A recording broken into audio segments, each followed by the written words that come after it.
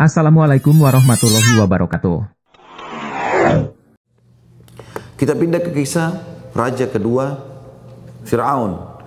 Fir'aun didakwai Nabi Musa alaihissalam 10 tahun. Ada beberapa riwayat tentu beda tahunnya, tapi saya ambil yang 10 tahun ini. Tiap hari, hai Fir'aun, jangan ngaku Tuhan, kau manusia biasa, tidak mau dengar. Mana tanda-tanda kau ini sebagai Tuhan, kau sebagai utusan Allah. Saya punya mukjizat, bawa tongkat, lempar depannya Fir'aun, berubah jadi ular. Tidak mau percaya. Sampai waktu dilempar tongkat itu jadi ular, ular itu sempat mau menyerang Fir'aun. Sampai Fir'aun bilang, hai Musa, ambil kembali. Musa alaihissalam masukkan tangan di kantongnya, dikeluarkan, keluar cahaya terang menyilaukan matanya Fir'aun. Dan Musa bilang, saya tidak mau kerajaanmu hai Fir'aun, beriman saja kepada Allah. Silakan kamu jadi raja, silakan tetap kaya, tapi jangan aku Tuhan.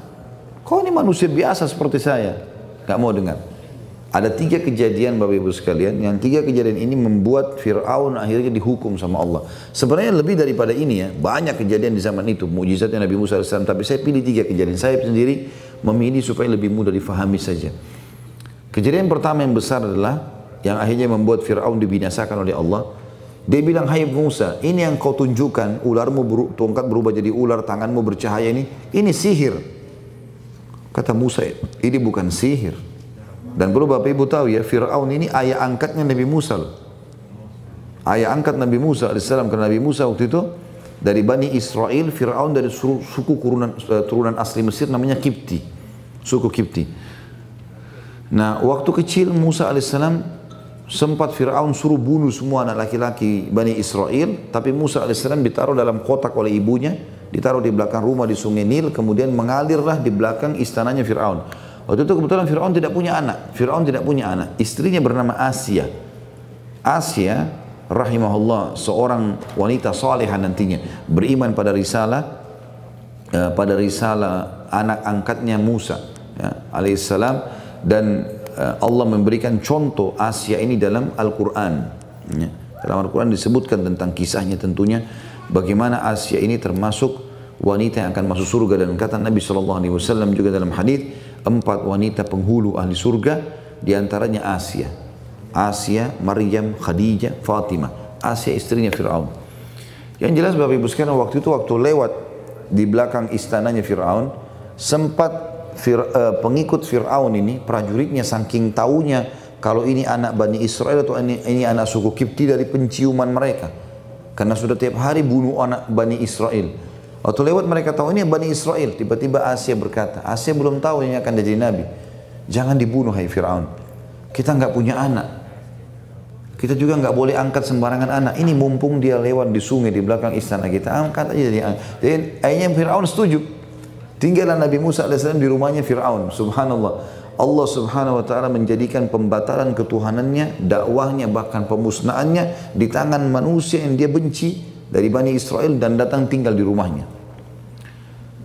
Akhirnya waktu itu Musa bilang, ini yang kau bawa. Fir'aun berkata, hai Musa, ini yang kau bawa sihir. Ini bukan apa-apa ini. Saya akan tantang kamu, saya akan datangkan juga penyihir-penyihir. Kata Musa, baiklah, terserah kalau tidak mau percaya. Gitu kan? Lalu kemudian dia bilang, saya akan diiklankanlah seluruh Afrika. Waktu itu penyihir-penyihirnya suruh datang semuanya, sayembara. Berkumpullah sekian ribu penyihir. Pada saat itu Bapak Ibu sekalian, Fir'aun sempat bilang, hai Musa, kapan kita tanding? Tunjukkan kehebatan. Maka Musa berkata, hari zina. Yaumuz zina dalam Al-Quran. Hari zina ini bukan hari perzinahan ya, tapi hari perhiasan. Ya. Zinatun pakai ta itu artinya perhiasan dalam bahasa Arab. Kebetulan Fir'aun ini Bapak Ibu sekalian menentukan satu hari, sebulan sekali, hari itu dia keluarkan singgasananya, atau ada singgasana khusus penuh dengan perhiasan emas segala macam di sebuah lapangan luas. Masyarakat Afrika datang kemudian menyembah dia di situ. Nah, hari itu dikenal dengan hari zina. Maka Musa bilang, di hari zina pertandingan kita. Semua masyarakat Afrika datang waktu itu. Datang karena mau nyembah. Kalau bilang, hai Tuhan Fir'aun, dikasih apa yang dia minta. Maka yang terjadi Bapak Ibu sekalian pada saat itu, Fir'aun pun datang penyihirnya lalu berkata, hai Fir'aun, apa yang kami dapat? kalau seandainya kami menang, kata Fir'aun, kalian akan menjadi penasihat-penasihat saya. Kata mereka, jumlahnya banyak ribuan. Kata mereka, mana melawan kami? Kata Fir'aun, itu 2 orang tuh. Ada Musa sama Harun, adik kakak, berdua saja. Kata penyihir-penyihir, untuk apa kami semua ini sebanyak ini lawan 2 orang? Kata Fir'aun, bunuh dulu, lawan saja dulu. Maka mereka bilang, Al-Quran mengekalkan itu dalam surah Al-A'raf, ya, surah Al-Anbiya, surah Al-Qasas, banyak menceritakan masalah kisah Fir'aun sama Musa AS. Kata mereka, hai Musa, kata para penyihirnya Fir'aun, apakah kau yang pertama melempar, tunjukkan kehebatan, atau kami duluan? Kata Musa, silakan kalian duluan. Lalu mereka mengambil potongan-potongan tali kecil, mereka lempar, setelah dimantarain berubah jadi ular-ular. Ribuan tali ini semua jadi ular, bergerak-gerak. Sekian juta pasang mata lagi menyaksikan, bersorak-sorak, hebat nih, penyihirnya Tuhan kita Fir'aun. Musa AS disuruh oleh Jibril, wahyu dari Allah, lempar tongkatmu hai Musa, maka tongkatmu akan membatalkan sihir mereka, karena mereka hanya menyihir mata manusia. Ya. Jadi kalau ada penyihir, dukun, peramal, penyamun melempar benda berubah bergerak, atau dia tunjuk pohon, lihat tuh, terus tiba-tiba kita lihat kayak ular besar, itu dia cuma menyihir mata kita. Namanya sihir takhayyul. Allah mengatakan yukhayyalu min sihrihim annaha tas'a. Mereka mengkhayalkan seakan-akan itu bergerak. Yang jelas Musa AS melempar tongkatnya dan ribuan penyihir itu waktu itu beriman kepada Allah gara-gara tongkat Nabi Musa berubah jadi ular besar, dan tidak cukup sampai di situ. Sihir-sihir ini kalau berubah lagi demo, itu tidak akan menyerang. Ya, kalau lagi kayak ular berubah, tongkat berubah, ini tidak bisa menyerang, cuma demo saja menunjukkan di situ. Musa AS untuk lempar tongkatnya berubah jadi ular besar, dan ularnya Nabi Musa jalan dan memakan ular-ular mereka. Dan ini rahasianya kenapa penyihir Fir'aun semuanya sujud pada saat itu. Mereka mengatakan kami beriman kepada Tuhan alam semesta. Karena mereka tahu ini bukan sihir. Ini kejadian pertama, dan ternyata membuat Fir'aun tidak mau beriman, Bapak Ibu sekalian.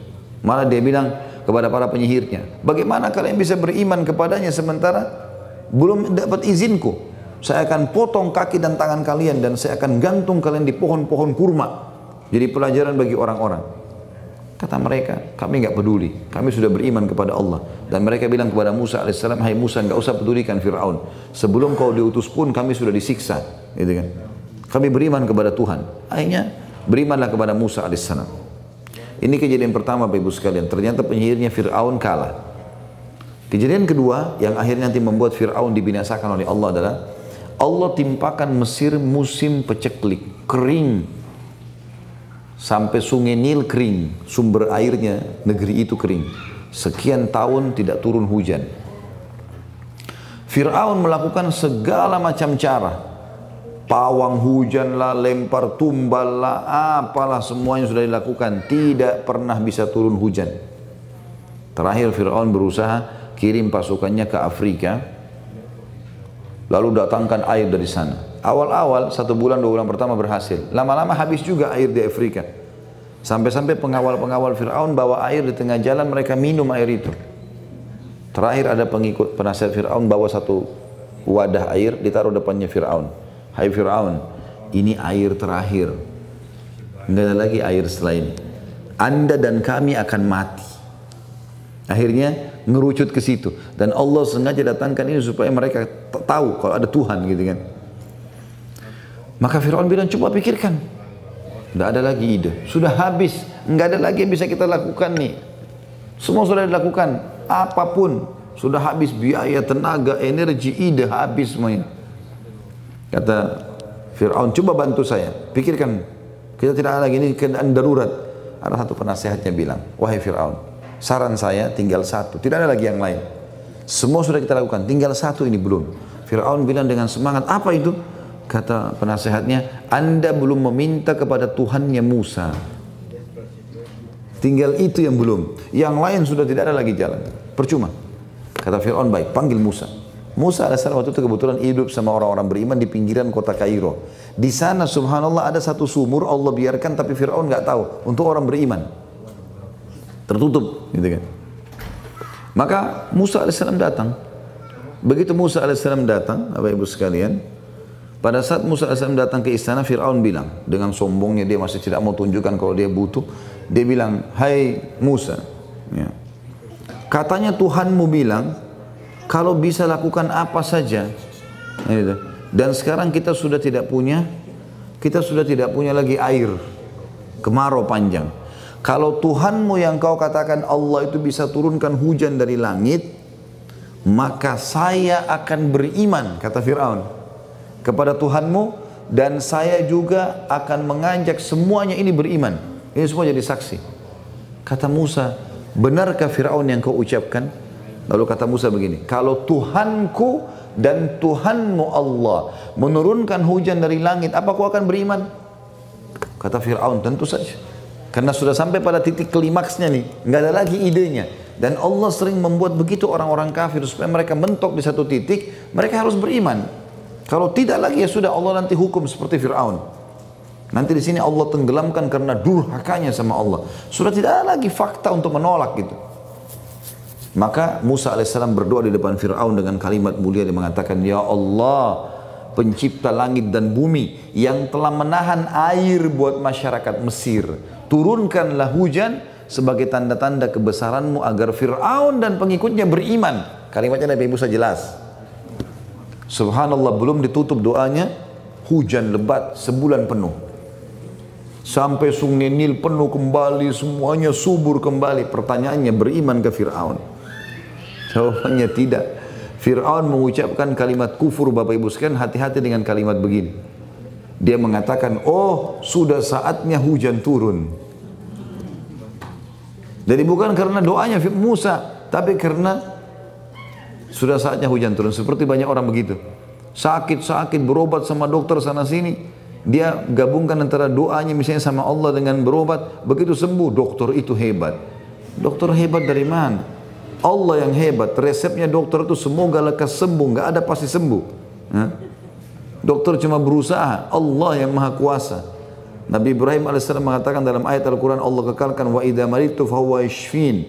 Kalau saya sakit, dia yang menyembuhkan saya. Gitu. Yang jelas, Fir'aun pada saat itu tidak mau beriman. Tersebar berita di satu Mesir, satu Afrika, kalau Tuhannya Musa hebat. Bahkan Tuhan kita Fir'aun tidak bisa mendatangkan air kecuali dengan pertolongan Tuhannya Musa. Tuhannya Musa lebih hebat nih. Karena takutnya Fir'aun nanti orang-orang beriman dan meninggalkan dia sebagai Tuhan, kebodohan ini sebenarnya. Maka dia kerahkan pasukannya, Bapak Ibu sekalian. Seluruh kekuatan militer dia pada saat itu, sebagian ahli sejarah mengatakan puluhan ribu orang, bahkan ratusan ribu pasukan. Semuanya disuruh menyerang Musa. Fir'aun sendiri yang pimpin. Musa alaihissalam manusiawi, lari, ajak Bani Israel, ayo kita lari. Lari, ada Bani Israel yang bawa kambingnya, ada yang bawa sapinya, ada yang bawa, lari. Sampai tiba di depan mereka Laut Merah. Ini Laut Merah, di belakangnya pasukan Fir'aun. Dalam Al-Quran digambarkan Bapak Ibu sekalian, pada saat Fir'aun tanya Haman.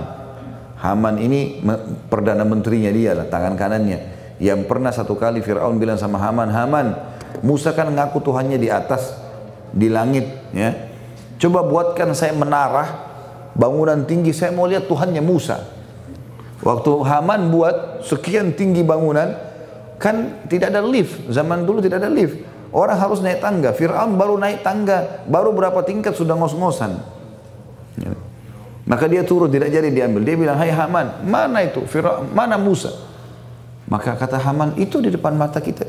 Sekelompok manusia yang beriman, di depannya Laut Merah. Apa kata Fir'aun? Innahum lasyirzimatun qalilun. Itu tuh, sedikit sekali, bantai saja. Seperti itu. Dengan sombongnya. Allah subhanahu wa ta'ala memperlihatkan tanda yang ketiga, yang terakhir. Tadi sudah kalah penyihirnya. Yang kedua sudah turun hujan. Yang ketiga tanda kebesarannya Allah adalah waktu itu Fir'aun tahu betul tongkatnya Nabi Musa yang berubah jadi ular. Yang dia tunjukkan waktu awal, yang kalahkan penyihirnya. Waktu awal dia mau tunjukkan kebesarannya kan, kebesarannya Allah kan ditunjukkan di depan Fir'aun. Kemudian tongkat itu juga yang mengalahkan para penyihir. Sekarang tongkat itu ada di tangan Nabi Musa AS.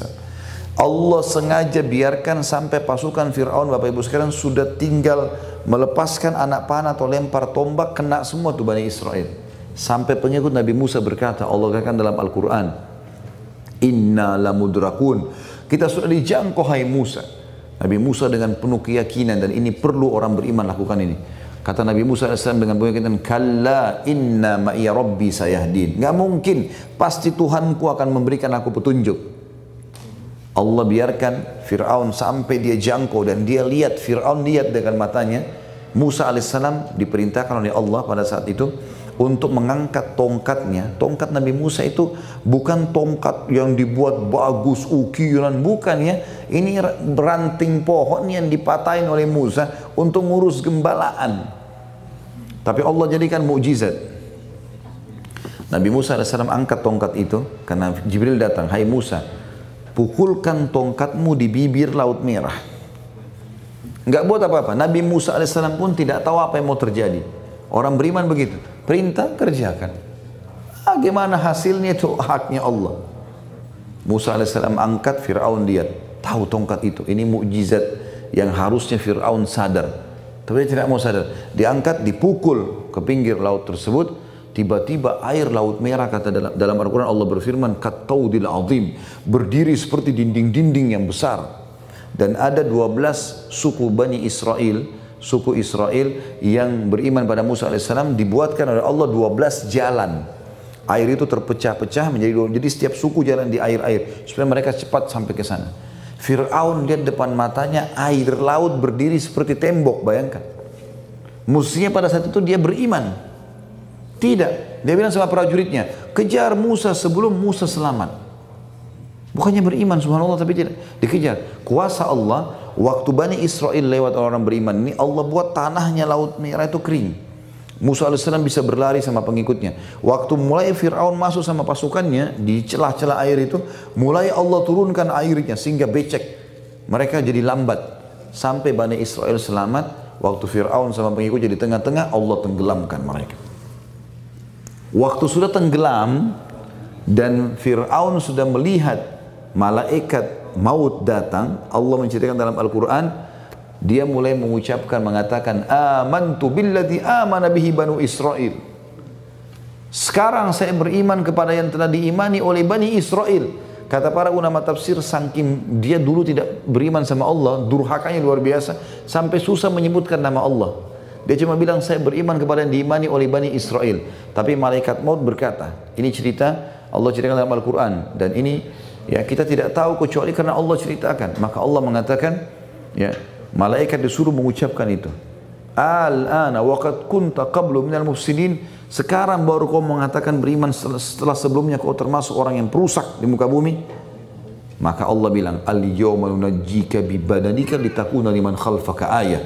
Hari ini kami akan selamatkan jasadmu hai Fir'aun agar menjadi tanda-tanda kebesaran kami di muka bumi. Maka Allah selamatkan jasad Fir'aun, dan sampai hari ini dan sampai hari kiamat tetap akan ada sebagai pelajaran buat kita.